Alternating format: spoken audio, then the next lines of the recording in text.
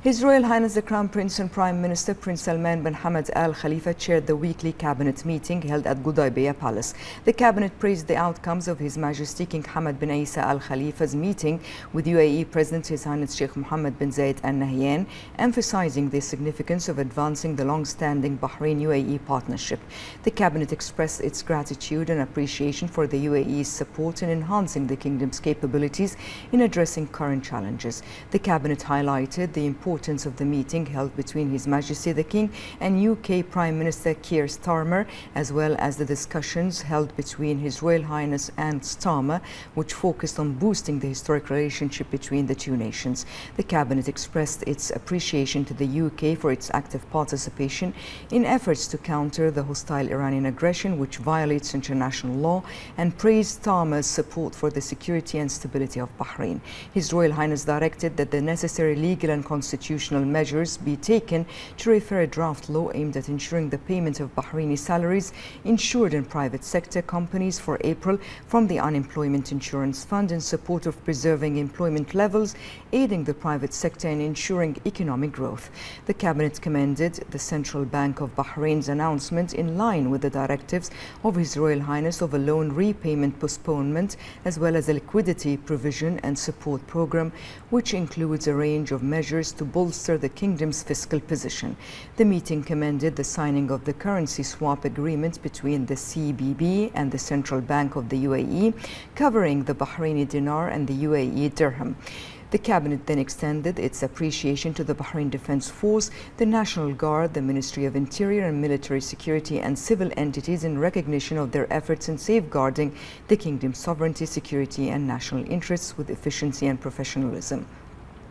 The cabinet reiterated its condemnation of the hostile Iranian aggression targeting the kingdom and the region, which undermines the security and safety of citizens and residents, reaffirming Bahrain's steadfast position, calling for Iran's full commitment to the immediate cessation of hostilities in the region and the reopening of the Strait of Hormuz.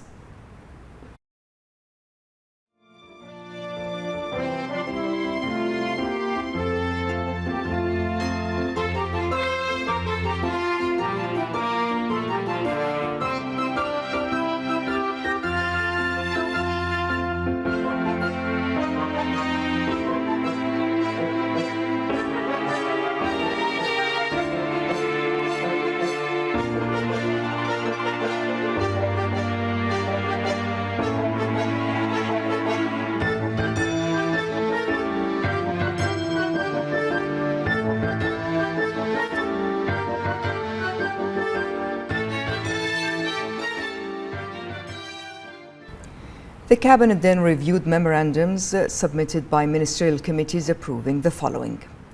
Bahrain's quarterly economic report for 2025, which indicated a year-on-year real GDP growth of 3.5% in 2025, driven by a 4.1% increase in non-oil activities.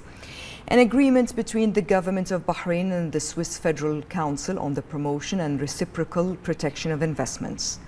A draft resolution amending certain provisions related to the services of the General Directorate of Nationality, Passports and Residence Affairs. Labour market indicators for the first quarter of 2026, reflecting outcomes aligned with agreements reached with the Legislative Authority during discussions of the state budget for the fiscal years 2025-2026 and within the framework of the National Labour Market Plan 2023-2026. The indicators showed that 23% of the annual target of employing 25,000 Bahrainis has been achieved, while 18% of the target of integrating 10,000 new Bahraini entrants into the labour market has been achieved. In terms of training, 26% of the annual target of training 15,000 Bahrainis has been accomplished. The government's response to several draft laws and proposals submitted by the Representatives' Council.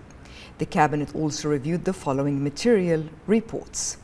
The outcomes of Bahrain's participation in the UN Security Council voting session on the draft resolution concerning freedom of navigation in the Strait of Hormuz. The outcomes of Bahrain's participation in the UN Security Council session on cooperation between the UN and the Arab League.